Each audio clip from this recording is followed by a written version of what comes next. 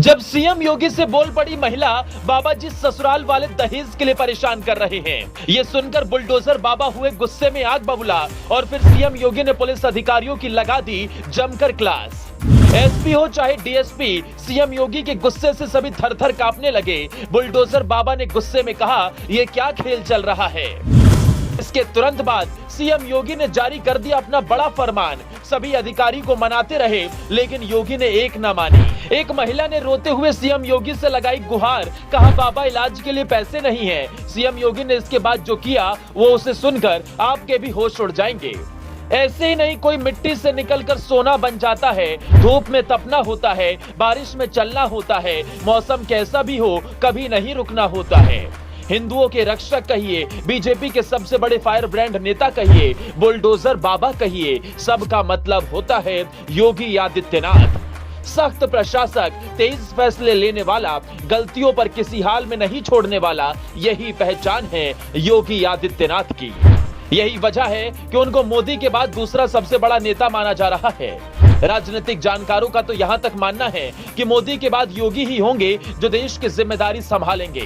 आपने अक्सर योगी आदित्यनाथ के तुरंत फरमान जारी करने की खबरें सुनी होंगी, लेकिन इस बार जब वो जनता दरबार में लोगों से मिल रहे थे तो कुछ ऐसा हुआ कि योगी आदित्यनाथ को बहुत गुस्सा आ गया। क्या है पूरा मामला, समझ लीजिए।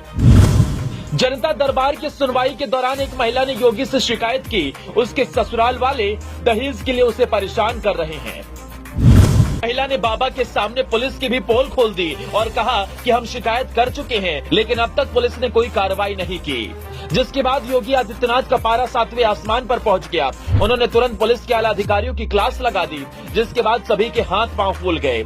महिला की परेशानी ये थी कि उसकी शादी के बाद दहेज कम मिलने से उसके ससुराल वालों ने उसे उसके मायके ही छोड़ दिया। इसी बात की शिकायत को लेकर वो बाबा बुलडोजर के दरबार में पहुंची थी, जिसके बाद तुरंत एसएसपी को मामले को गंभीरता से लेते हुए कार्रवाई करने का निर्देश दिया गया। साथ ही लापरवाही करने पर अंजाम भुगतने की धमकी भी दी गई।